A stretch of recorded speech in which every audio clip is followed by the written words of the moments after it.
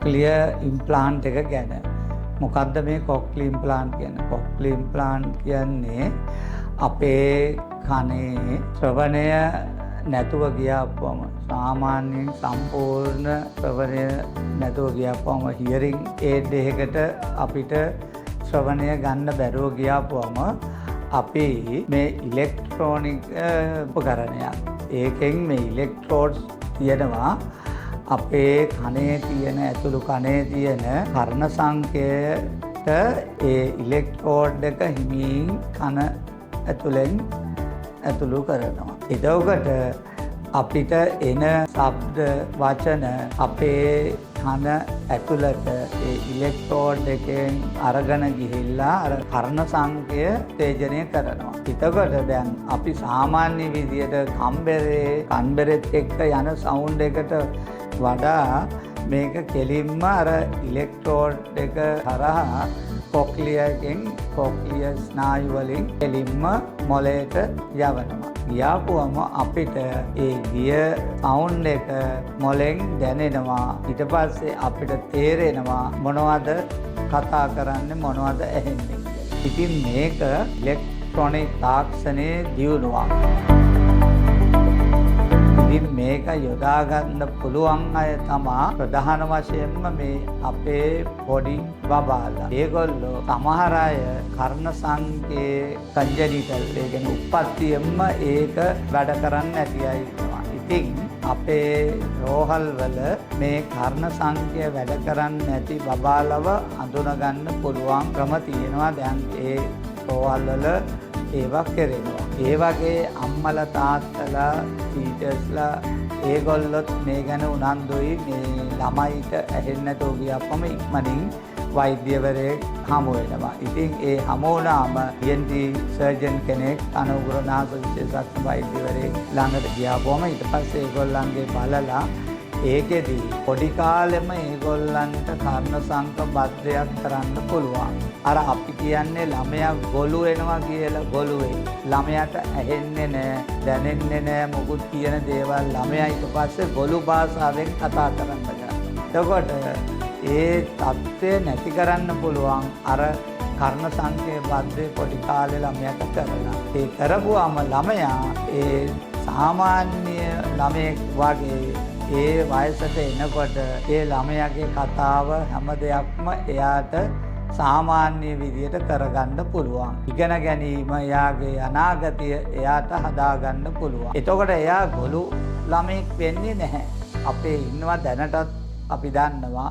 හැබැයි දැන් මේ අම්මලා තාත්තලා එතකොට වෛද්‍ය සේවාව දියුණු නිසා ඒ වගේ අයගේ මේ කර්ණ සංක බද්ධය කරනවා. ඊළඟට වැඩිහිටිය අය ඉන්නවා මේ ළමයි. එතකොට අපි ජීවිතේ පටන් ගද්දී අපේ කර්ණ සංක හොඳට වැඩ කරනවා. එක දවසක් අපිට ලෙඩ වෙලා මොන හරි ප්‍රශ්නයක් උඩ කර්ණ සංක වැඩ කරන්න ගන්නේ නැහැ. ඉතින් අපි මුලින්ම ඉයර්ෆෝන් එකක් දාගන්නවා. සාමාන්‍ය ඇහිීමේ අඩුවක් අපිට ඒකෙන් මේ ලබා ගන්න පුළුවන් ඉයර්ෆෝන් එකේ.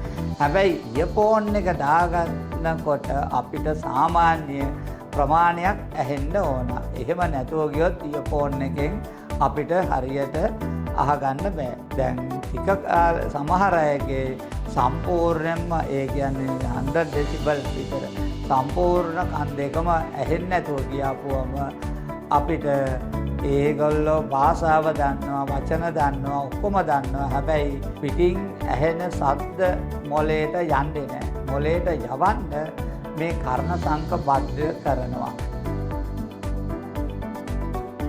ඒක පොඩි ඔපරේෂන් එකක්. ඒක මහා විශාල මේ මොළේ අස්සේ කරන ඔපරේෂන් එකක් නෙමේ. ඒක මේ කන අස්සේ පොඩ්ඩක් විදලා එතනින් අර අපිට තියෙන ඉලෙක්ට්‍රෝඩ් එක යවලා ඊට පස්සේ ඒක සාමාන්‍යයෙන් පැයක එකමාරක ඔපරේෂන් එකක්, ලොකු එකක් නෙමෙයි. ඉතින් ඒක කරලා අර දැම්මට පස්සේ සාමාන්‍යයෙන් දවස් දෙකකින් ගෙදර යනවා ලොකු කෙනෙක් නම්. ඒ ගෙදර ගිහිල්ලා සති දෙකෙන් අපි අර ඉලෙක්ට්‍රෝඩ් එක ස්ටිමුලේට් කරන්න සවුන්ඩ් ප්‍රොසෙසර් එක දානවා. දාලා ඉලෙක්ට්‍රෝඩ් එක එතකොට ස්ටිමුලේට් කරනකොට අපිට සද්ද ඇහෙන්න ගන්නවා. එතකොට මේ සද්ද නැතිම වෙලා අපිට ඇහෙන්නේ නැති වෙලා හිටපු එක අපිට ඇහෙන්න ගන්නවා. ඊට පස්සේ අපි ඒක ටික දවසක් සති 4ක් 6ක් යනකොට අපිට මෙන්න ශබ්ද පැහැදිලිව වචන ඇහෙනවා. ටික දවසකින් අපිට අපි හිටපු තත්ත්වෙට වැඩිහිටියෙක් නම් අපේ තියෙන ශබ්ද වචන හැම දෙයක්ම අපිට පැහැදිලිව ඇහෙන්න ගන්නවා. ඒ කියන්නේ සාමාන්‍යයෙන් වැඩිහිටියෙක් හරි ළමයෙක් හරි එතකොට එයාගේ වැඩ කරගන්න බැරුව ගිය කෙනෙකුට සම්පූර්ණයෙන්ම මේ ඇහිම ලැබිලා එයාගේ ලයිෆ් එක සම්පූර්ණයෙන්ම චේන්ජ් වෙනවා. ඇහෙන්නේ නැතුව ඉන්නවට වඩා එයාගේ සාමාන්‍ය කරගෙන ආපු නැත්නම් එයාට කරන්න ඕන දේවල් එයාට කරන්න පුළුවන්කම ලැබෙනවා. ඉතින් මේ ඔපරේෂන් එක බොහොම පොඩි දෙයක්. ඒක කරලා අර කොක්ලියර් ඉම්ප්ලාන්ට් එක දාලා එහෙම කරපුවම ඒකට දැන් නවීන තාක්ෂණයෙන් ගොඩාක් දේවල් තියෙනවා. දැන් තියෙනවා අපිට එළියට මුකුත් පේන්නේ නැතුව නිකම් බටන් එකක් තියෙනවා. ඒකෙන් අපිට ඕන දෙයක් ඇහෙනවා. එළියේ මුකුත් පේන්නේ නැහැ. ඊට පස්සේ අපිට පුළුවන් අපේ සාමාන්‍ය ෆෝන් එක Bluetooth වලින් ෆෝන් එකකට අපිට ගන්න පුළුවන්. හැම දෙයක්ම අපිට ඒකත් එක්ක සම්බන්ධ වෙන්න පුළුවන්. ඉතින් ඔය විදියට මියුසික් අපිට වීඩියෝස් ඔය ඕන දෙයක් ඒ හරහා Bluetooth වලින් අපිට සවන් දෙන්න පුළුවන්. ඉතින් කොහොම ගත්තම සාමාන්‍යයෙන් මේ කෙනෙක්ගේ ලයිෆ් එක කියන්නේ ජීවිතය සම්පූර්ණයෙන්ම එයා වෙනස් කරගන්නවා. එයාගේ හිතපු තත්ත්වෙට එයා පසුගිය ඒ කියන්නේ ඇහිම නැති වෙන්න කලින් තිබුණු තත්ත්වෙට එයා පරිවර්තනය වෙනවා. ඉතින් ඒ පරිවර්තනය ඒක විශාල වෙනසක් ජීවිතේ. මේක මේ ලංකාවේ පුරාම දැන් සර්විස් එක තියෙනවා. මේ සර්විස් එක ගොඩාක් වෙලාවට ඉස්සර තිබුණේ නැහැ. දැන් ඒවා හැම දෙයක්ම තියෙනවා. අපේ රජයේ රෝහල් වල ඒ කියන්නේ රජයේ ළමා රෝහල් තියෙනවා. රජයේ මේ මහ රෝහල් තියෙනවා. ඒ රෝහල් වලත් ඒක කරනවා. ගොඩාක් වෙලාවට ඒකට කරගන්න අවශ්‍ය අයට කරගන්න පහසුකම් තියෙනවා.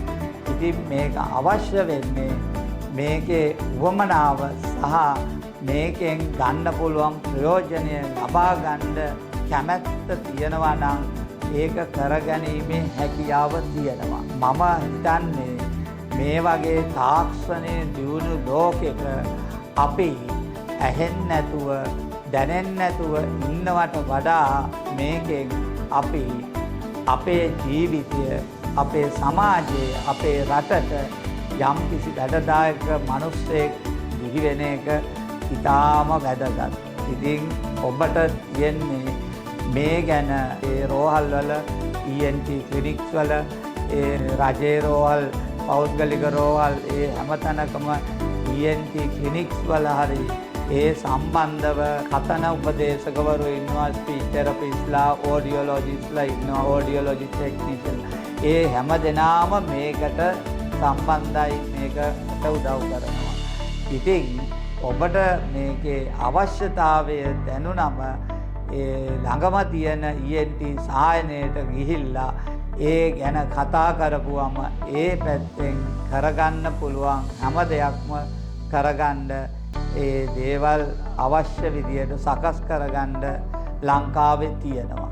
ඉතින් ඔබගේ ජීවිතය වටිනවා. ඔබටත් වටිනවා. රටටත් වටිනවා. ලෝකෙටත් වටිනවා.